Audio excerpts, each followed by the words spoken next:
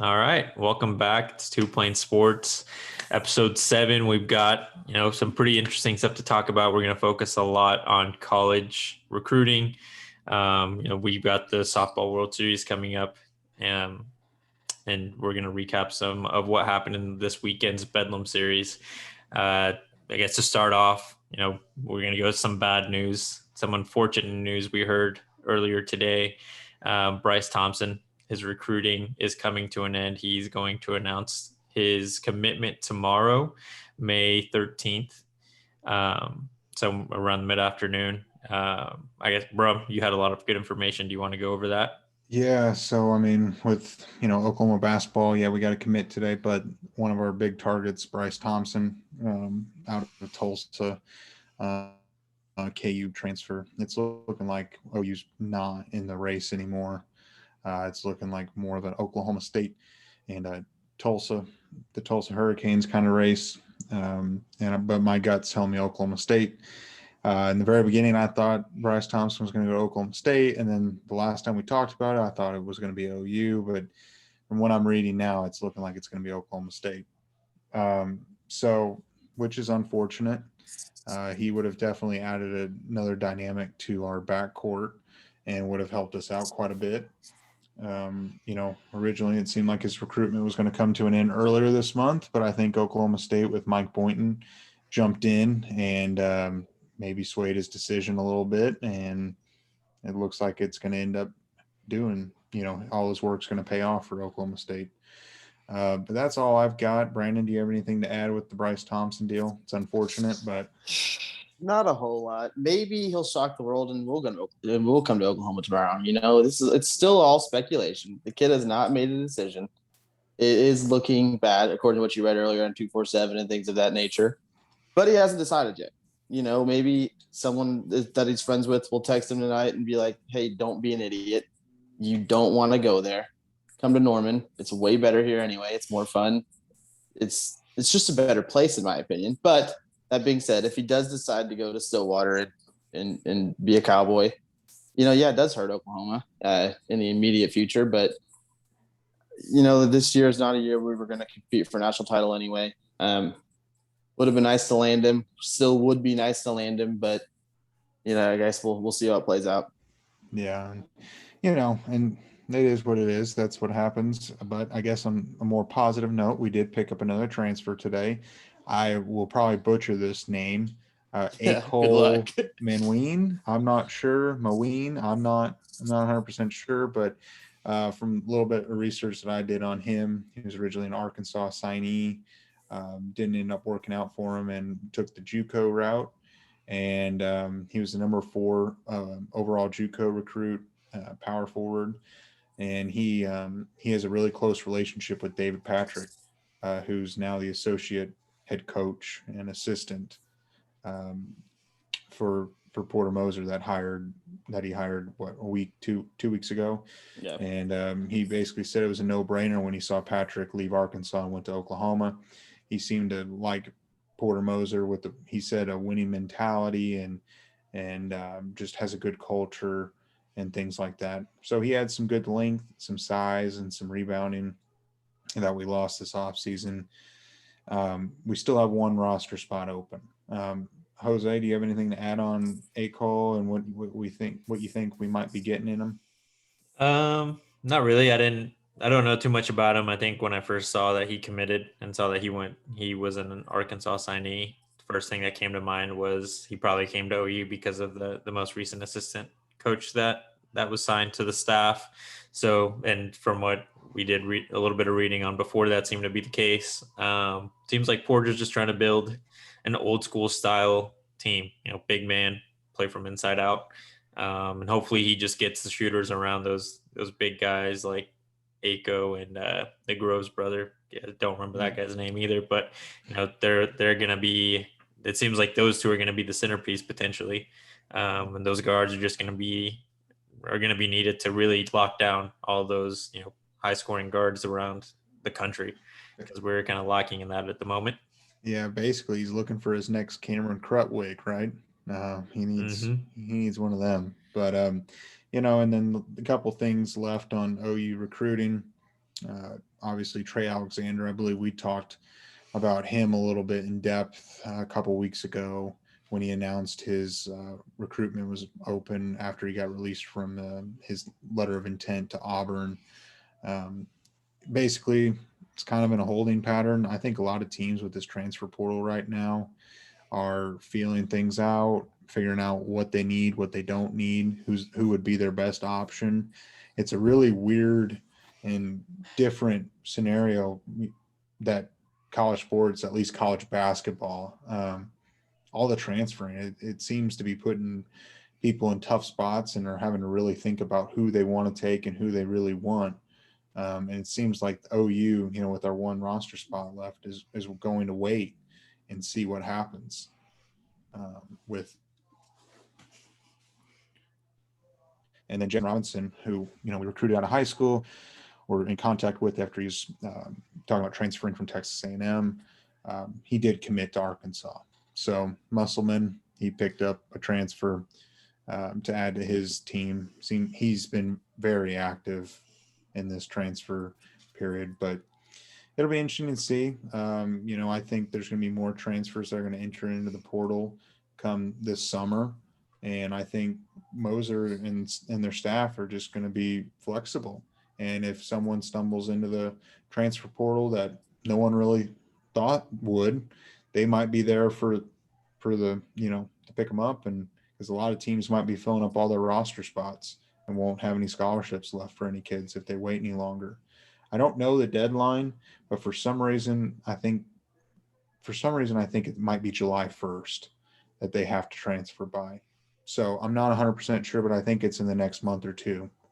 We'll know if OU fills out that last scholarship spot.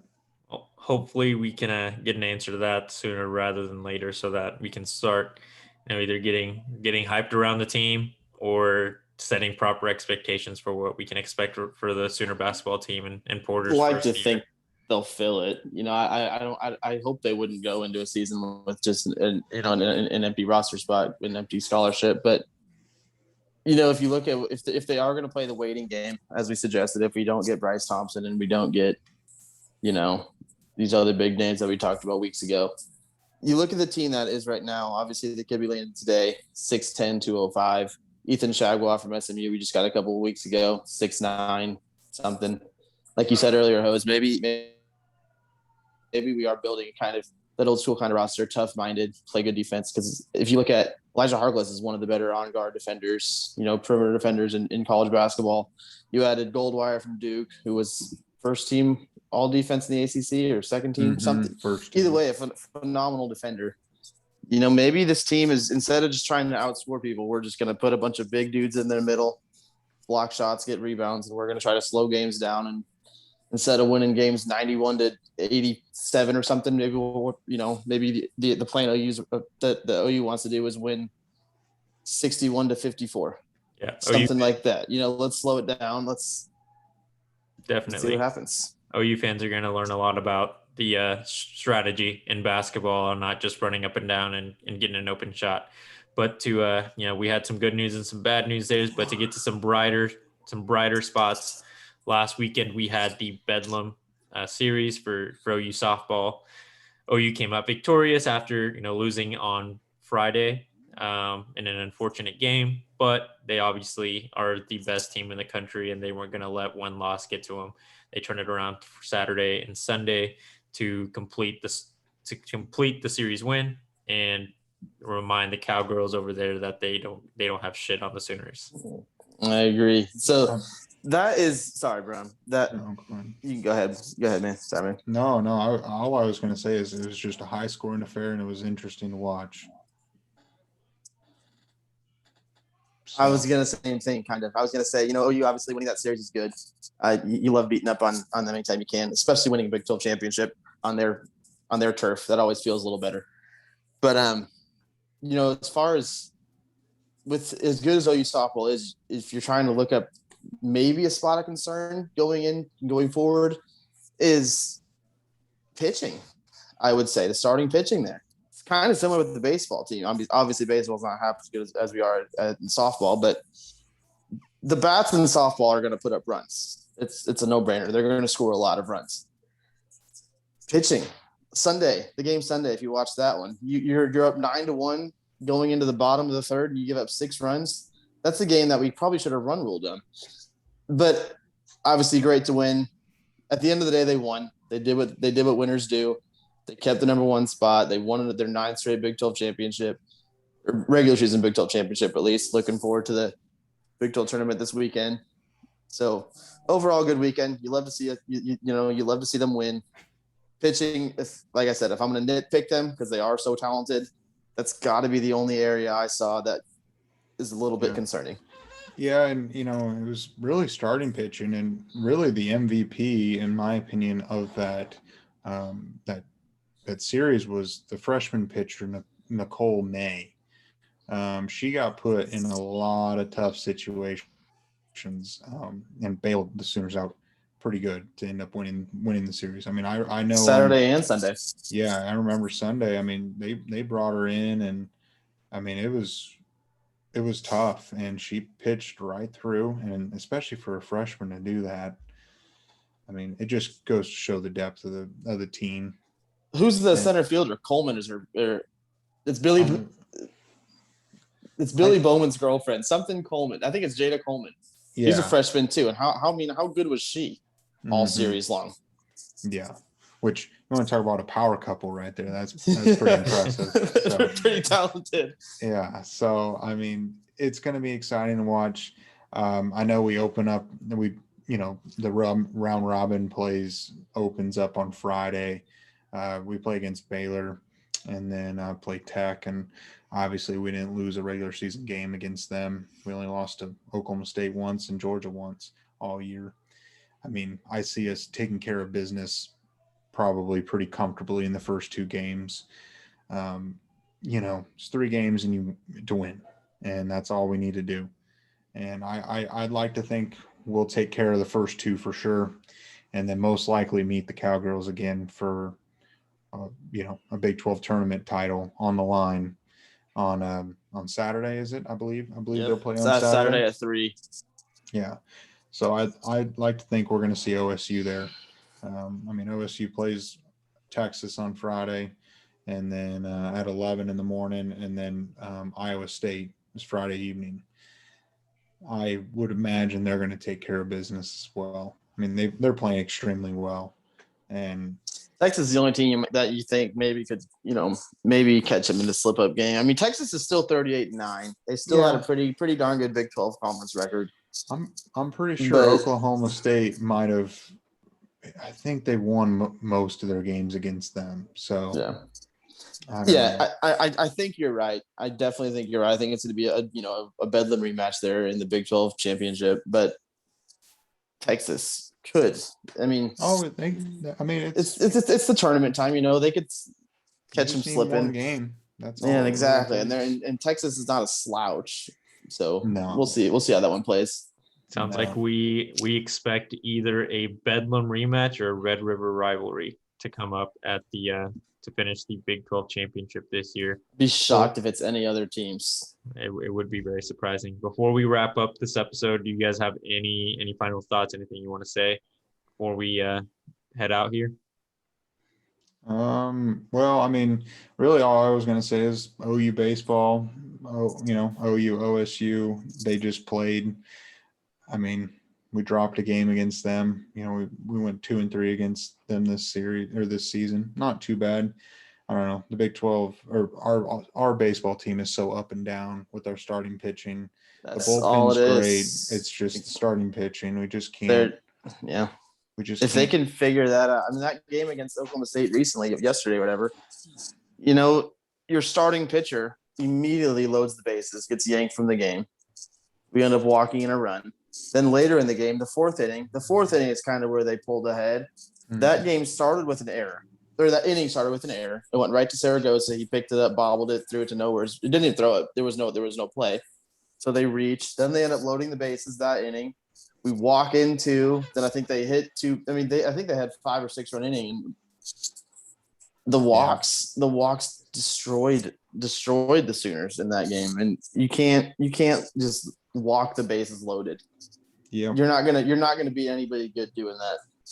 No, very up and down, frustrating part, of the baseball season. I mean, we beat very good teams. We beat Arkansas earlier in the year, but then we just lay eggs against teams we should take care of. It's There's a roller lot of coaster. talent on that team, and they're a team that, if they get good starting pitching in the Big 12 tournament, they're going to be a sneaky out.